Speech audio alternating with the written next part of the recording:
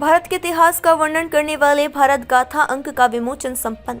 आज़ादी का अमृत महोत्सव के उपलक्ष्य पर प्रभाकर अनंतराय के अंक भारत गाथा का लोकार्पण समारोह संपन्न हुआ, जिससे भारत के गौरवशाली और समृद्ध इतिहास को बेहद सरल शब्दों में प्रस्तुत किया गया।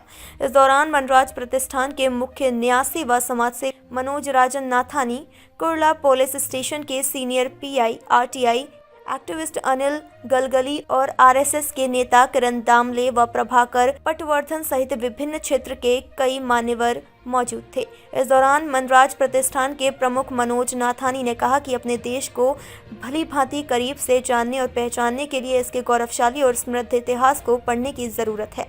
उन्होंने आगे कहा कि भारत गाथा में हमको अपने भारत का प्राचीन सभ्यता और संस्कृति के साथ साथ अपने महापुरुषों के बारे में विस्तृत जानकारी मिली है। भारत में जितने सारे धर्म हैं उन सब की जानकारी इस किताब में युवा पीढ़ी के लिए उपयोगी साबित होगी। मुंबई से ग्लोबल चक्र न्यूज की ब्यूरो रिपोर्ट। नमस्कार, मनोज नाथानी मी गेले 10 महिन्यापासून बघतो। त्यांचं जे कर्तृत्व आहे, त्यांचं कर्तृत्व खूप मोठं आहे। ते दर रविवारी आपण सरकारी कर्मचारी अधिकारी असो या प्रायव्हेट मध्ये काम करणारे लोक असो, रविवार म्हटलं की सर्वजण आराम करतात, परंतु मनोज नाथानी हे सतत काम करत असतात। स्पेशली रविवारी तर ते प्रत्येक ठिकाणी रक्तदान शिबिर घेतात, मेडिकल चेकअप घेतात। काही दिवसापूर्वी जो दुर्लक्षित भाग आहे आणि जिल्ह्याचा आपल्या मुंबईपासून ठाकेच्या अंतरावर आहे, त्या ठिकाणी देखील मोटिवेशन रक्तदान शिबिर विविध उपक्रम राबवलेले आहेत। तर मला एवढं सांगणं आहे की त्यांचं जे मन आहे, त्यांचा जे विचार आहे तो मोठा आहे। तसेच राय सरांनी आता जे सांगितलं की आपला जो इतिहास आहे प्राचीन आहे, सर्व आहे, तर मला एवढंच सरांना सांगायचं आहे की आपला जो देश आहे, म्हणजे माझ्या विचाराप्रमाणे किंवा मी जे काय वाचन करते, आपला देश इकडे खैबर खिंडीपर्यंत पार पुढे काबूल पर्यंत होता, चीन वगैरे सर्व आपल्यात समाविष्ट होते। तर आपला हा जो देश आहे विविधतेने नटलेला आहे आणि ते सर्व जी काय आपली संस्कृती आहे देशाची किंवा आपल्या एरियामध्ये, ती सर्व त्यांनी आणि परत विस्तृतपणे दुसरा त्यांचा खंड लिहून सर्व आपले जे काय भक्त आहेत, अंधभक्त नाही बरं का, भक्त लोकांना सांगावा ही मी त्यांना विनंती करतो। जय हिंद।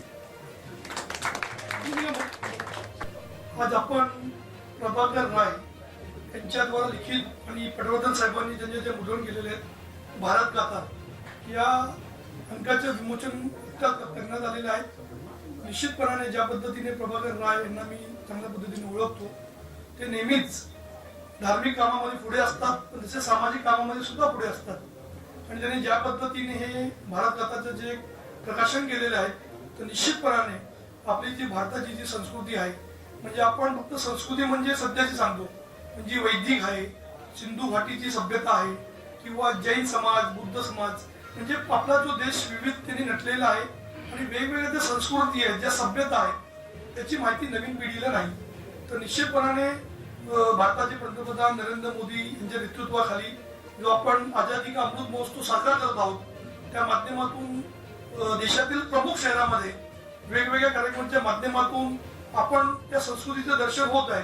परंतु लिखित लोकांच्या घरापर्यंत अशा पद्धतीचं पुस्तक गेलं तर निश्चितपणाने जी नवीन पिढीला ची माहिती मिळेल आणि त्यांना सुद्धा कळेल की आपण आता ज्या स्थितीमध्ये राहत आहोत, त्यासाठी किती लोकांनी किती परिश्रम घेतले, किती लोकांनी आपले किती प्राणाचे बलिदान दिलं आणि त्यानंतर आपण आता या ठिकाणी चांगल्या अवस्थेमध्ये राहत आहोत। निश्चितपणाने सामाजिक काम करताना मनोजजी आहेत, किरणजी आहेत, कोरोना काळामध्ये ज्या पद्धतीने आपल्याकडे परिस्थिती उद्भवली होती, लोक एक दुसऱ्याला भेटण्यासाठी सुद्धा तयार नव्हते, म्हणजे नातेवाईक सुद्धा आपले घरचे माणसं सुद्धा एक दुसऱ्याला किंमत देत नव्हते।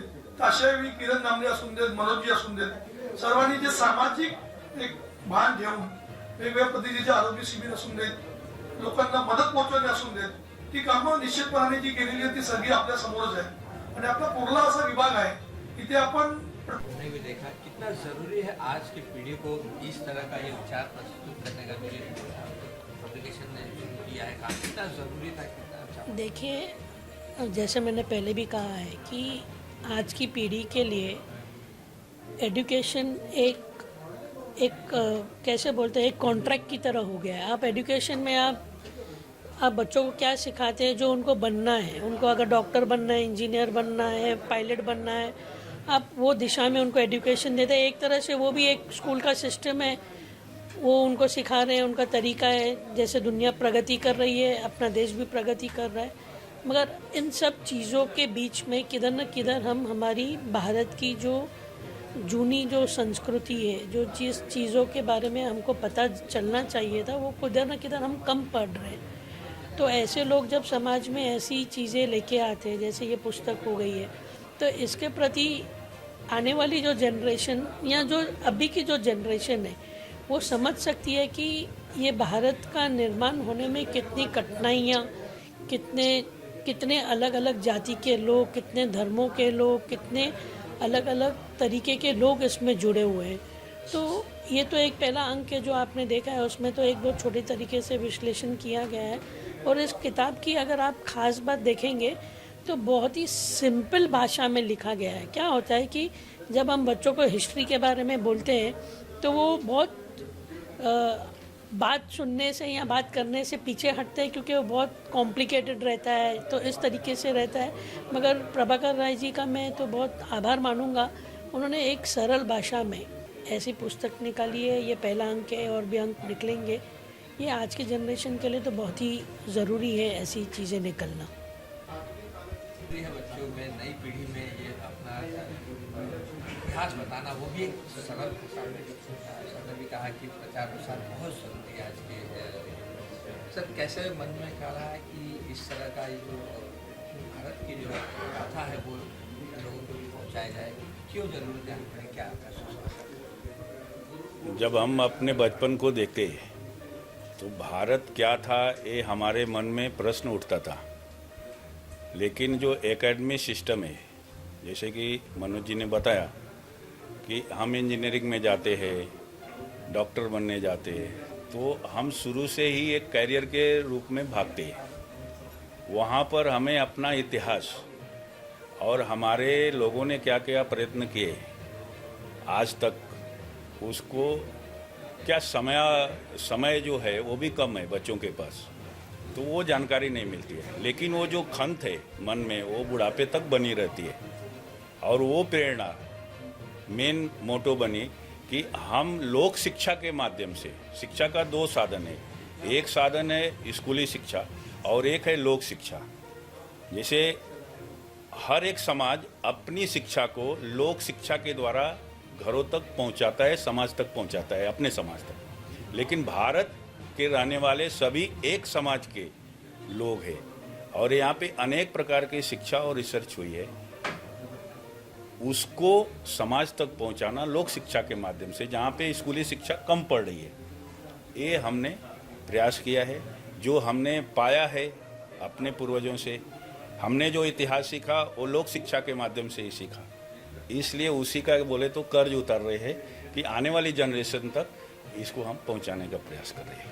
पहला ही अंक था, आगे और क्या देखने को मिलेगा? अभी इस अंक में हम लोगों ने जो ज्ञान की जो खोज है, भारत का जो मूल जो रखा गया, जो अधिष्ठान बोलें तो ज्ञान के द्वारा अनेक धर्मों के शोधकों ने जो सत्य को खोजने में अपना जीवन दिया, उसके ऊपर एक छोटा सा एक अंक हमने प्रस्तुत किया है। अब अगला जो हमारा अंक आने वाला है, उसमें जब भारत के ऊपर विषम परिस्थितियाँ आई, चाहे वह प्रेशर आए, जो राजनीतिक प्रेशर आए, राजनीतिक लड़ाइयाँ हुई, जिसमें समाज अस्त व्यस्त रहा, लेकिन भारत के मस्तिष्क को स्थिरता प्रदान की वो यहाँ के संतों ने की। वो किसी भी संप्रदाय के हो सकते, किसी भी प्रकार के हो सकते। उन संतों के ऊपर जो आप देखेंगे 1000 से लेकर के 15वीं 16वीं शताब्दी तक एक संतों का काल रहा, और वो सब संत सामान्य रहे और उन्होंने इसी ज्ञान को भक्ति के माध्यम से और एक सामान्य जन तक पहुंचाया। तो अगला अंक जो हमारा आ रहा है वो संतों के ऊपर आ रहा है। भारत गाथा को अगर हम बोलें कि अगला अंक हमारा भारत संत गाथा होगा, तो भी कोई ऐसा नहीं है। अगले अंक में हम लेकर के आएंगे और फरवरी में लास्ट में या मार्च के पहले ही हम उसको लोगों तक पहुंचाएं, ये हमारा प्रयास है। धन्यवाद। तरुणामध्ये म्हणजे आली थोडी देशभक्ती कमी झालेली आहे, ती वाढण्यास खूप वाढ होईल. म्हणजे त्यामुळे अशा तऱ्हेची पुस्तकं प्रभाकरजींनी 10 अंक ते काढणारे ते लवकरात लवकर काढावेत आणि त्याचा प्रसार व्हावा. त्यामुळे समाजावर त्याचा परिणाम होईल, देशभक्तीमय वातावरण निर्माण होईल. हेच सांगतो.